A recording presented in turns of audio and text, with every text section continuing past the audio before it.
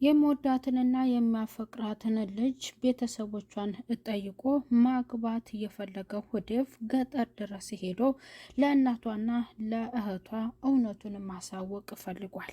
ቤታቸው ድረስም ሕግ ገብቶ እውነቱን ግን መናገር አስፈርቶታል።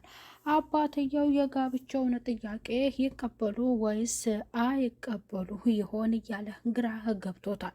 ልጃችሁ እንድታገባ ትፈልጋላችሁ ወይ ብሎ እናቷ ቢነግርም እናቲቱ ደግሞ ማግባቷን እንወዳለን፣ እሷም አባቷ ካልዳርኳት ሲላት ነው አላገባም ብላ ወደ ከተማ የሄደችው ብለው ለዴቭ ነግረውታል። ብርሃንም ዴቭ በገጠር በመሄዱ በጣም ደስ ብሏት ለሱ ለየት ያለ ምግብ ሰርቼ ነው መጋብዘው ለባርኮትና ለሱ እኮ የተለየ ምግብ ነው ተሰርቶ የሚሰጣቸው ብላ ለእናቷ ጠየቀች። እናቲቱ እንዲህ አይነት ነገር ማስለመድ ጥሩ አይደለም፣ አንቺ ላይ ስርዓት ያዢ፣ ቤት ካፈራው ሌላ ሰርተሽ እንዳታቀምሽ ብለው ለብርሃን ቢያስጠነቅቋትም እሷ ግን መንከባከብ ፈልጋለች። ዴቭም እውነቱን ልናገር ላሳውቅ እያለ ቀናት እየጨመረ ነው። ደመቀ ምንድነው ነገሩ? አሳብህ ምንድነው? እውነቱን ንገረኝና እኔ ፍርጥ አድርጌ እውነቱን ተናግሬ ለአባቷ ላሳውቅ ብሎ መናገር እንዳለበትና ከጎኑ ደግሞ እንዲደፍር በጥሩ ሁኔታ ወደ ከተማቸውም እንዲመለሱ አግዞታል። በሌላ በኩል ባቡሬ የፍቅር ጥያቄ ቀጥታ ባይነግራት በሌላ መልክ ወይም በስጦታው ልትረዳኝ ትችላለች ብሎ የራት ግብዣ ፕሮግራም አድርጎ አበባ ስጦታ አድርጎ ሰጥቷት ነበረ። የሚወዳት ልጅ እንዳለ ግን እሷ ደግሞ አይገባትም እያለ ሲነግራት በጣም እድለኛና ጥሩ ሴት ናት አንተን የምታገባ ግን እንድታስተዋውቀ ብለዋለች። ወደ ቤት ስትመለስ ከጓደኛዋ ጋር በመቀመጥ ስስቅ ብላ ለቀሰች። ፍቅር ያስለቅሳል። ለምንድን ነው የምታለሹ? ምን ነው ችግር አለ ስትላት ይሄ ባቡሬ ነው አለች። ባቡሬ ምን አጠፋ ብላ ስትላት እሱ እኮ ሌላ የምትወደው የምታፈቅረው ልጅ አለች፣ ፍቅር ሌላ እሱ ሌላ ሴት ወዷል ብላ እውነቱን ለአደይ ስትናገር አደይ ማናት? ልጅቷን አውቀሻታል? ልጅቷን ሳታውቂያት ለምን እንደዚህ ድፍን አድርገሽ በገስ በማታውቂው እንደዚህ ራሽን ትጎጃለሽ? ቆይማ አንቺ ልጅ ተወጅዋለሽ ሳታውቂው አፍቅራሽው እንደሆነ ስትላት እንባዋን እየጠረገች አረ እኔና እሱ ዳግመኛ ወደ ፍቅር እንደዚህ ማሰብ የለብንም። እኔ ፍቅር በኤላ በቅቶኛል፣ ተጎድቻለሁ። ከወንድምነት ያለፈ እኔና እሱ ምንም አይነት መቀራረብ እንዲኖረን አልፈልግም አለቻት። ታዲያ ለምንድን ነው የምታለቅሽው? ምንድን ነው እንደዚህ እንባሽ የሚፈሰው ብላ ብትነግራትም ግን ግራ ገብቷታል። አንቺ ልጅ ለየት ያለ የፍቅር ስሜት ተሰምቶሽ ከሆነ ንገሪው። ልጅቷ ደግሞ ገና አላወቅሻትም፣ እሱ አልነገረሽም አይደለ? ስለዚህ ጠይቂው፣ ደፈር ብለሽ ጠይቂው፣ አትፍሪ ብላትም አደይ ስላለቻት በዛ ለመናገር ወዳለች። ደመቀ የአባቱንና የአበበን አባት ንብረት ጠየቀ። አባትየው ገና ከመንጣትህ የምትመላለሰው ያንን ንብረት ፈልገህ ነው ብሎ ደመቀ ሲያስጠነቅቀው፣ በዚያም አሳቦ የአደይን ጉዳይ አንስቶ አደይ እንድታገባ ትፈልጋላችሁ፣ ልጁ ምስል ድረስ የመጣው ከውጭ ሀገር ነው፣ በጣም ጥሩ የጨዋ ቤተሰብና በጣም ጠንካራ ሰራተኛ ዲያስፖራ ነው ብሎ ለአደይ አባት ሲናገር፣ የአደይ አባት ልጄ ከኔ ፈቃድ ውጭ አታገባም ብለው እየወሰኑት ፊታቸው በፈገግታ ተሞቷል። ሰላም ጤና ይስጥልኝ ውድ የተከበራችሁ የቻናሌ ተከታዮች ቤተሰብ በሙሉ በያላችሁበት ሰላማችሁ ብዛ። ለቻናሉ አዲስ የሆናችሁ ሰብስክራይብ በማድረግ ቤተሰብ ሆኖ እንዲሁም ቪዲዮውን ላይክና ሼር እያደረጋችሁ እስከ መጨረሻው እንድትከታተሉት እላለሁ። ሰራተኛዋ አደይ ክፍል 155 ባቡሬ የፍቅር ጥያቄ ለሊሊ ሊያቀርብላት የራት ፕሮግራም አዘጋጅቶ ጋብዟት እንዲሁም አበባ ደግሞ ሰጥቷት የአበባዋን ትርጉም አበባ ምን ትገልጻለች፣ እንደዚህ አይነት አበባ ለምንድን ነው የሚሰጠው ብሎ ምላሽ ከሷ ፈልጎ ነበረ።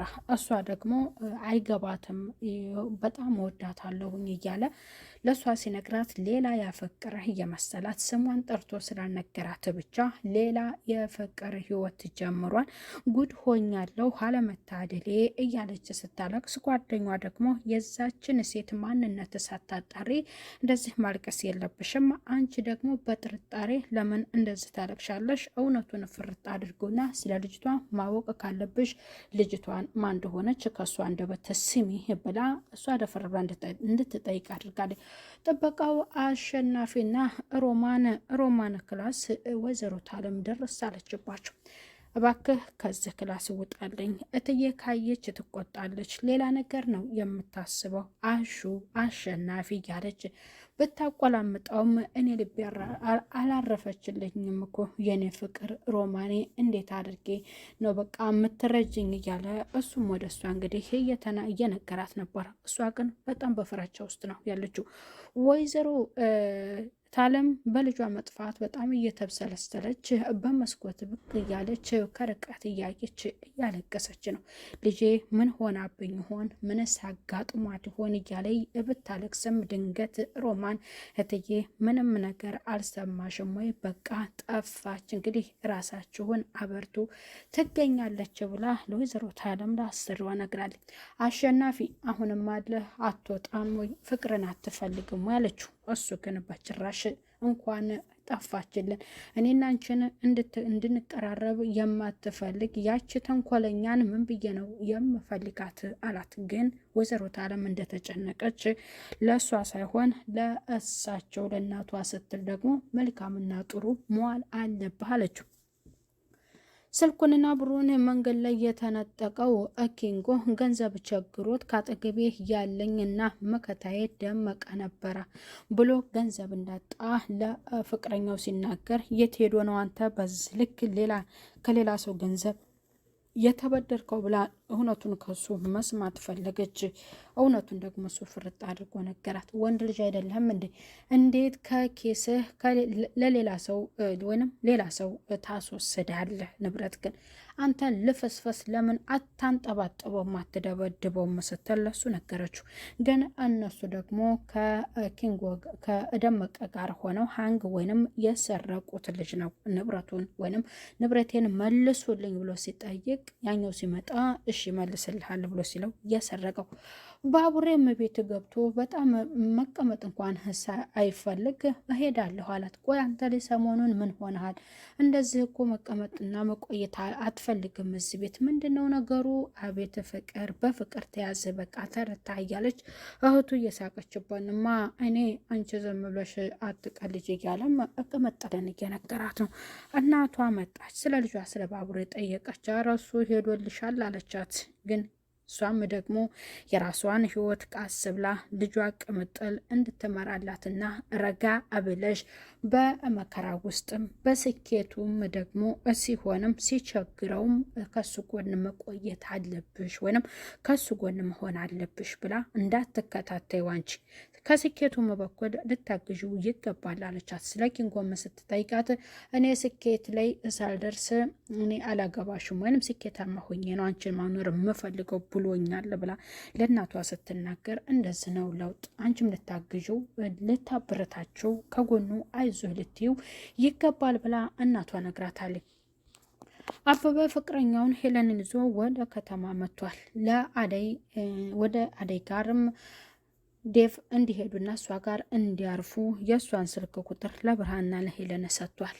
በመንጣታቸው አደይ በጣም ተደስታለች። ሄለንም ካሁን በፊት አጎቷ ጋር እንደመጣችና እንደምታውቀው ለአበበ ትነግረዋለች። አበበ ከተማው እንዴት ነው በቃ ሀገሩ ብሎ ስጠይቃት እኔ እኮ ለመጀመሪያ አይደለም አበበ ስትል ነግረዋለች። አደይም ከተቀበለች በኋላ ሄለን ቤት ሊሊ ቤት እነ ሄለን አርፈዋል። በጣም እድለኛ ናቸው፣ ጥሩ ናቸው፣ እንዴት መጣችሁ ግን ምናምን እያለ ጥያቄዋን ስትቀጥል የብርሃንን ጉዳይ ደግሞ ለብርሃንና ለእናቷ አደይ ዴቭ ፍቅረኛዋ እንደሆነ አላሳወቀችም። ሌላ ከባድ ትኩሳት ተፈጠረ። ከዴቭ ጋር ጠጋ ጠጋ ማለት እያበዛችው ዴቭን ሳታፈቅረው አትቀርም ብላ ብርሃን ለአደይ ስትናገር ሁለቱም ደነገጡ። እንዴት እንደዛ ሊሆን ቻለ አለች አደይ በጣም ደነገጠ። ሊሊ አንቺ እውነቱን ለእህትሽ አልተናገርሽም ወይ ስትላት አዎ አልነገርኳትም አለች። እንዴት ለምን እውነቱን እኮ ማሳወቅ ነበረብሽ ብላ ነግራታለች። የአደይ አባትም እንዴት እንደዚያ ነው እንዴ በማለት ፊታቸው በፈገግታ የተሞላው እሳቸው ልጃቸው እንድታገባላቸው ነው የፈለጉት። ዴቭ ወደዛ እየመጣውም የአደይን ጉዳይ ለማስጨረስና አደይን ሊያገባ እንደሆነ ለአባትየው ሲናገር የአደይ አባት በጣም ደስ አላቸው። እውነት እናቷስ ምን ያስቡ ይሆን? ከእናቷ ቀድመው ያወቁት በደመቀ ምክንያትም አባትየው ናቸው። ሩታዬም እግሯን ለመታጠብ ወደ ውሃ ጋር ሄዳ እነ ብርሃን ለመጠጥ የምጠቀሙትን ውሃ ነው ወይ አንቺ እግርሽን የምትታጠቢ? ቆይ ምን ትሰሪያለሽ ብሏታል።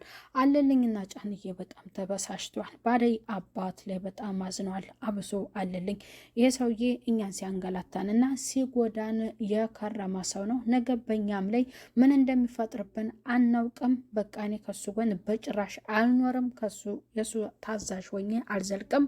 ከደመቀና ከአበበ ጎን ልቆም እፈልጋለሁ አለ። ጫንዬ ተው አንተ ልጅ አሁን ሰክረህ ነው እንደዚህ ልትናገር የቻልከው? እባክህ እንዴት በሱ ቂም ትይዛለህ ብሎ ሲናገርም አእምሮ አለልኝ የአደይ አባት በአለልኝ ተከተዋል። እሳቸው በጎን ደግሞ የአደይን ልታገባዋ እንደሆነ ሲነገራቸው በጣም ደስ ብሏቸዋል። ንብረቱንም እከፍላለሁ ሲሉ ለደመቀ ነግረዋል። በመጨረሻ ጥበቃውና ረዳት ሰራተኛ ሮማን አንድ ክላስ ወይዘሮ ታለም ደርሳባቸዋል። ስማቸውን ስትጠራ ሁለቱም እዛው ክላስ በጣም ደንግጠዋል። ወይዘሮ ታለም ምን ታደርጋቸው ይሆን በቀጣይ? ሩታዬና ሮማንና አሸናፊ በጣም እያፍራሉ። አስጠንቅቀዋለች ሮማን። አሹ ግን አልፈራም በቃ ብሎ ሙጭጭ ብሎ ነው ወይዘሮ ታለም የደረሰችበት። በቀጣይ ክፍል ላይ የምናይ ይሆናል። የነበረን ቪዲዮ ይህንን ይመስላል። ቤተሰብ ላይክና ሼር እንዲሁም አዲስ የሆናችሁ ሰብስክራይብ ያደርጋችሁ እስከ መጨረሻው እንድትከታተሉ ትላለሁ። በሌላ ቪዲዮ እስከምንከሰት ባይ ባይ። የሚወዳትንና የሚያፈቅራትን ልጅ ቤተሰቦቿን ጠይቆ ማግባት የፈለገው ዴቭ ገጠር ድረስ ሄዶ ለእናቷና ለእህቷ እውነቱን ማሳወቅ ፈልጓል። የቤታቸው ድረስም ህግ